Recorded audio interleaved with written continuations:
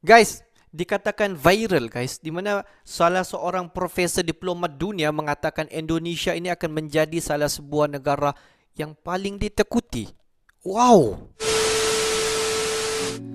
Hello guys. Bismillahirrahmanirrahim. Assalamualaikum warahmatullahi wabarakatuh. Allahumma salli ala sayyidina Muhammad wa ala ali sayyidina Muhammad. Guys, welcome back again to my YouTube channel. Aku Musa dan ini channel YouTube aku Musa bin Muhammad Dirin Channel. Kepada subscriber yang baru sahaja terjumpa Musa Channel, jangan lupa guys untuk memberi sokongan kepada Musa Channel dengan menekan klik button subscribe, like dan komen di bahagian komentar di bawah. Dan kepada subscriber, kepada viewer-viewer di luar sana yang sentiasa menyokong, yang sentiasa hadir ataupun yang sudah subscribe channel aku sejak dulu dan datang kembali ke channel aku mengucapkan ribuan terima kasih guys. Kamu semua memang awesome, mantap, terbaik guys. Dan aku hanya mampu untuk mendoakan kalian di luar sana agar dipermudahkan segala urusan, dibukakan pintu-pintu rezeki, dihidarkan, dijauhkan daripada segala malapetaka dan juga dihidarkan daripada wabak COVID-19. Amin amin ya rabbal alamin. Guys, seperti biasa hari ini kita akan buat lagi sedikit video reaction di channel Inside Militer. Dan kalau kita tengok judul video yang kita akan react hari ini dikatakan viral guys, di mana profesor diplomat dunia mengatakan Indonesia ini akan menjadi yang ditakuti. Wow, dari aspek apa? Jom sama-sama kita tonton video ini guys. Jom. Wow, welcome to channel Inside Militer.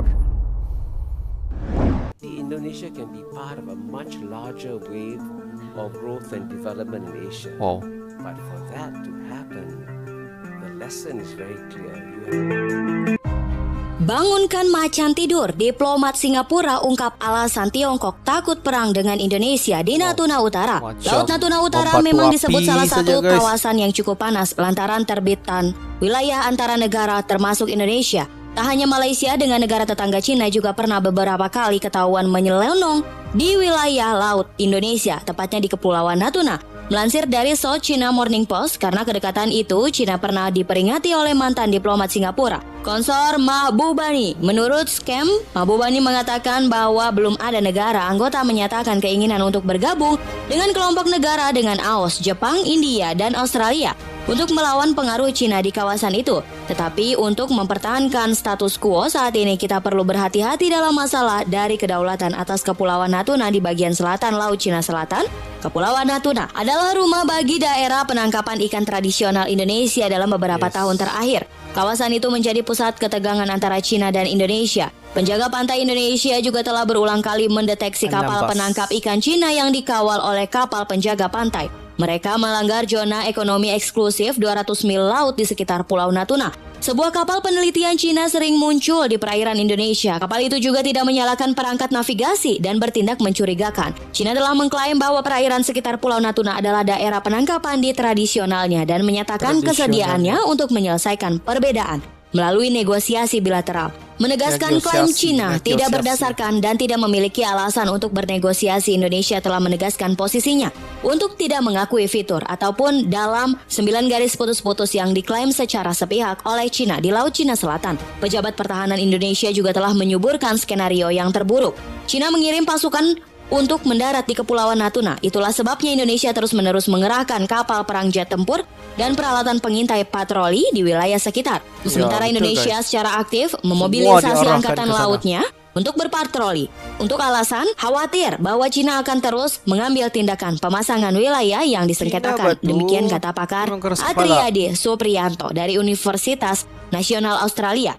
Dia khawatir pengakuan Indonesia itu terbatas. Cepat atau lambat Indonesia mungkin harus mempertimbangkan kerjasama militer dengan AS untuk menahan pengaruh Cina.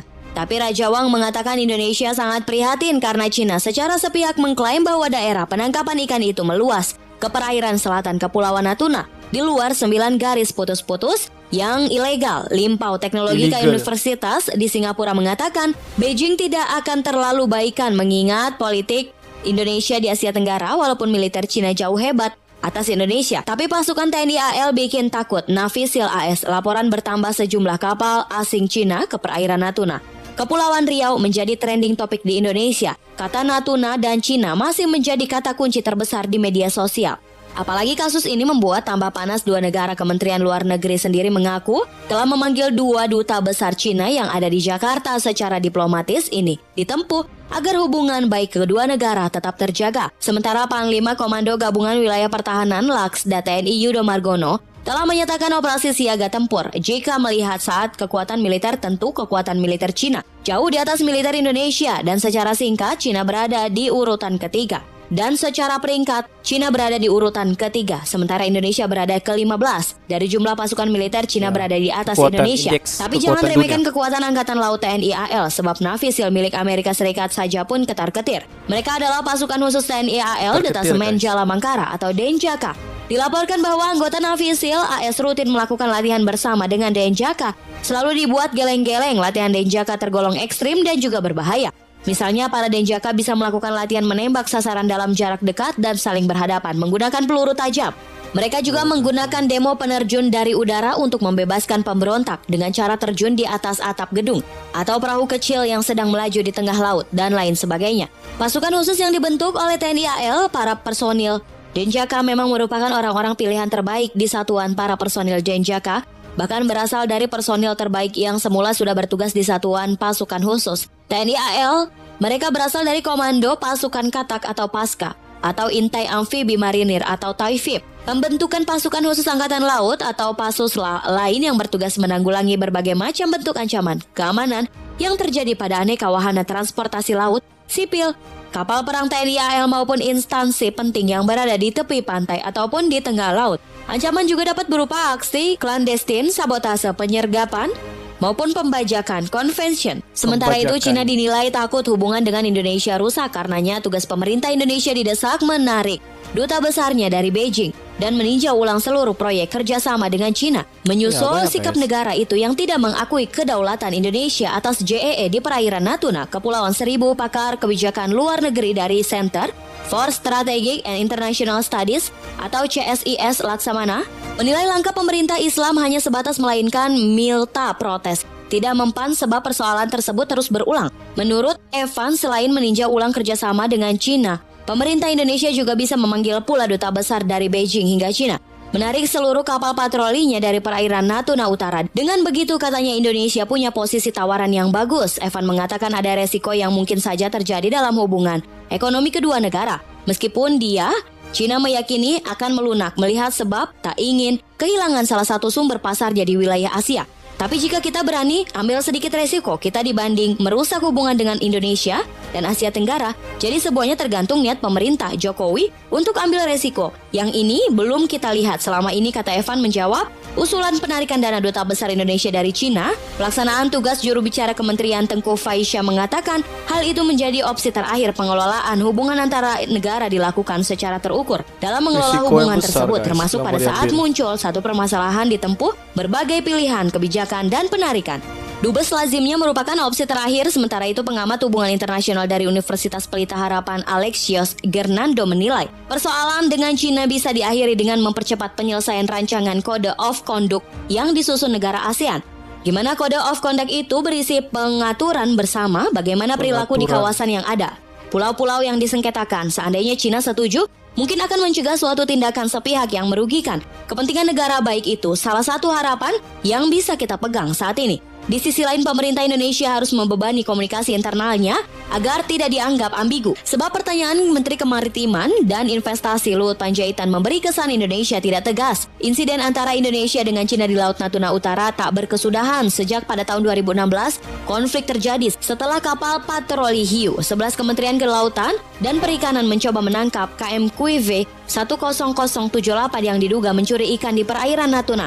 Namun, saat patroli di Indonesia tengah menggiring kapal nelayan milik Cina ke wilayah Indonesia, muncul kapal penjaga perbatasan Cina. Setelah itu, Kementerian Luar Negeri Republik Indonesia nelayan karena tak protes. Sekretaris Kabinet kala itu, Pramono Anung, menyebut insiden di Lautan Natur juga selesai setelah bertemu dengan delegasi Cina. Guys, itu dia kalau kita tengok menurut daripada pandangan salah seorang profesor diplomat, dikatakan diplomat dunia, yang kalau kita tengok juru cakap dia yang bertempat di Singapura, di mana dia katakan Indonesia ini akan menjadi yang ditakuti. Mungkin kalau orang tengok daripada apabila China membuat pada sebelum ni beberapa kapal Coast Guard daripada China dipercayai telah telah mencerobohi kawasan daripada di Pulau Natuna di Indonesia, dan pihak China telah pun mengatakan bahawa yang kawasan nelayan daripada Coast Guard China tu, dia mengatakan bahawa mereka masih berada di kawasan China sebab mereka tu masih berada di 9 garisan putus-putus. Bermaksud di sana masih berada di kawasan China. Tetapi itu adalah anggapan daripada China. Jika dilihat balik, sebenarnya 9 garisan putus-putus itu sebenarnya telah pun memasuki kawasan Natuna, iaitu masih berada di kawasan Indonesia sendiri. Jadi sejak daripada insiden tu kita dapat nampak bahawa Indonesia, khususnya untuk Kementerian Pertahanan di Indonesia, Prabowo Subianto banyak telah pun membeli, kalau kita tengok alutsista daripada di luar daripada Indonesia dan juga dibuat secara mandiri. Jadi inilah yang dikatakan Indonesia tidak takut ancaman daripada pihak China sendiri, dan pihak Indonesia begitu giat memperkuatkan lagi pertahanan dan juga serangan di Indonesia. Jadi kalau kita tengok statement daripada tajuk ini mengatakan Indonesia akan menjadi yang ditakuti, mungkin kalau kita tengok benarlah, sebab sekarang ni Indonesia pun memang kalau kita tengok di indeks kekuatan ketenteraan di dunia, Indonesia berada pada tangga ke-15. Jadi tidak mustahil Indonesia ini di antara negara-negara di dunia ini, di antara negara yang paling ditakuti, sebab jumlah personel aktif Indonesia pun memang cukup ramai. Dan kalau kita tengok alutsista di Indonesia pun memang sangat-sangat banyak. Jadi tidak mustahil pada suatu ketika lagi Indonesia pasti akan naik ranking lagi guys, mungkin pada tangga ke-10 dunia. Tidak mustahil, sebab pada tahun ini saja dikatakan Indonesia mampu untuk membawa masuk beberapa pesawat tempur. Kalau kita tengok pesawat tempur seperti KF-21 Boromeye dan juga beberapa unit pesawat tempur Rafale, dan beberapa unit lagi beberapa unit alutsista yang dibuat secara mandiri di Indonesia. Jadi tidak mustahil guys, Indonesia akan menjadi yang ditakuti. Oke guys, untuk hari ini itu saja sedikit information daripada Musa Channel, dan kepada subscriber di luar sana yang belum lagi klik button subscribe, please guys to klik button subscribe, like dan komen di bahagian komentar di bawah. Akhir kata daripada Musa Channel, thanks for watching my video. Assalamualaikum warahmatullahi wabarakatuh. See you the next video.